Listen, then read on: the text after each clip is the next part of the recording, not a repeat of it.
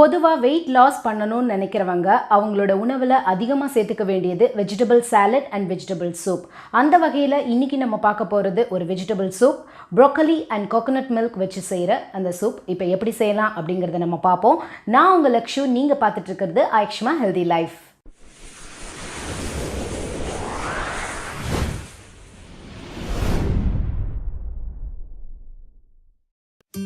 Broccoli சூப்புக்கு broccoli நல்லா wash பண்ணி சின்ன சின்ன பீசஸாக கட் பண்ணி வச்சுக்கோங்க. வெங்காயம் பூண்டு, வெங்காயத்தை சின்னதாக நறுக்கி வச்சுக்கோங்க. பூண்டை 1-2 தட்டி வச்சுக்கோங்க. தக்காளி சின்ன சின்னதாக நறுக்குனது, ஒரே ஒரு க்ரீன் சில்லி, சீரகமும் சோம்பும் பொடிச்சு வச்சுக்கோங்க. தேங்காயிலேருந்து தேங்காய் பால் எடுத்து வச்சுக்கோங்க. அடுப்பில் பேன் வச்சு நல்லெண்ணெய் ஆட் பண்ணிக்கோங்க. அது கூட தட்டி வச்ச பூண்டை போட்டு ஒரு ஃபியூ செகண்ட்ஸ் நல்லா வதக்கிக்கோங்க.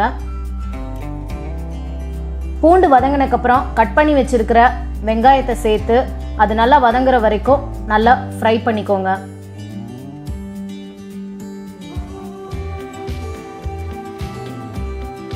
வெங்காயம் வதங்கும் போதே அதில் உப்பு சேர்த்துக்கோங்க. அப்போ சீக்கிரமாக அது வதங்கும். வெங்காயம் வதங்கின உடனே அது கூட ஒரு பச்சை மிளகாய் சேர்த்து நல்லா வதக்கிக்கோங்க. கூடவே தக்காளியும் சேர்த்துக்கோங்க.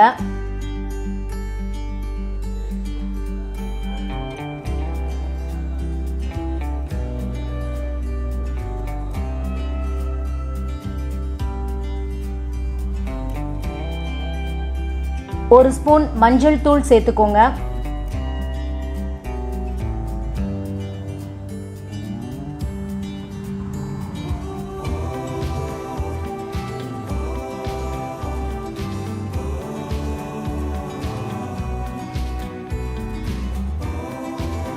தக்காளி நல்லா வதங்கினதுக்கப்புறம் நீங்கள் கட் பண்ணி வச்சுருக்கிற ப்ரோக்கலியை அது கூட சேர்த்துக்கோங்க.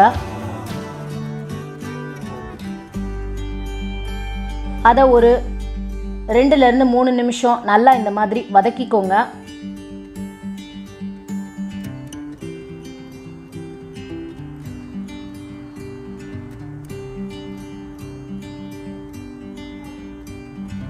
துவரம் பருப்பை நல்லா கழுவி அதையும் இது கூட சேர்த்துக்கோங்க.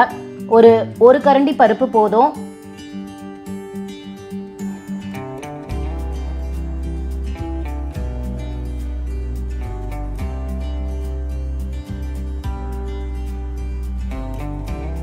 இப்போ இதில் தேவையான அளவு தண்ணி ஆட் பண்ணிக்கோங்க.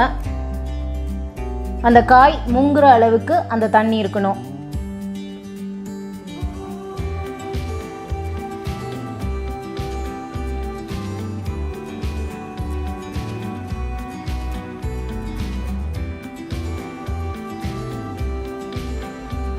இப்போ நீங்கள் பொடிச்சு வச்சிருக்கிற சீரகம் சோம்பு தூளை அது மேலே தூவி விடுங்க.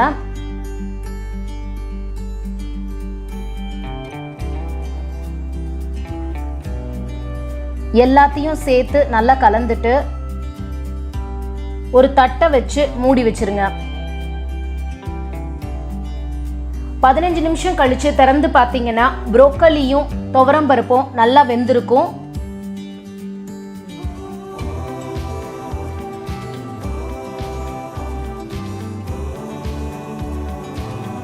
இப்போ சீரகத்தையும் மிளகையும் நல்லா பொடி பண்ணி அதில் சேர்க்க போகிறோம்.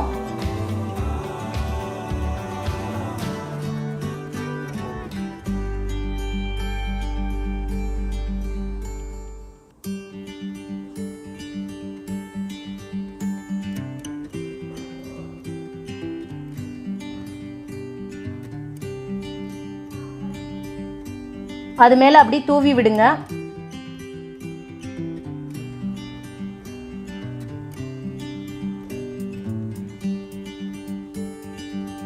இப்போ நல்லா அதை கலந்துருங்க.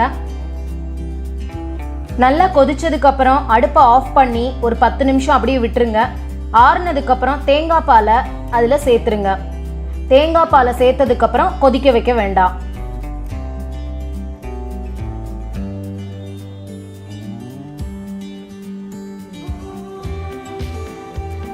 இப்போ சுவையான broccoli coconut milk soup ready ஆயிடுச்சு.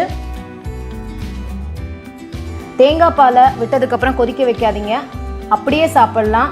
ரொம்பவே டேஸ்டான சூப், முக்கியமாக ரொம்ப ஃபில்லிங்காக இருக்கும். நீங்கள் ஃபாஸ்டிங் இருக்கும்போது இல்லை உடம்பு குறைக்கணும்னு நினைக்கிறவங்க இதை பிரேக்ஃபாஸ்ட்டாவோ டின்னராகவோ எடுத்துக்கலாம். முடிஞ்ச வரை பிரேக்ஃபாஸ்ட்டாகவே எடுத்துக்கோங்க, ஏன்னா இதில் வந்து கோகோனட் மில்க் சேர்த்துருக்கிறதுனால.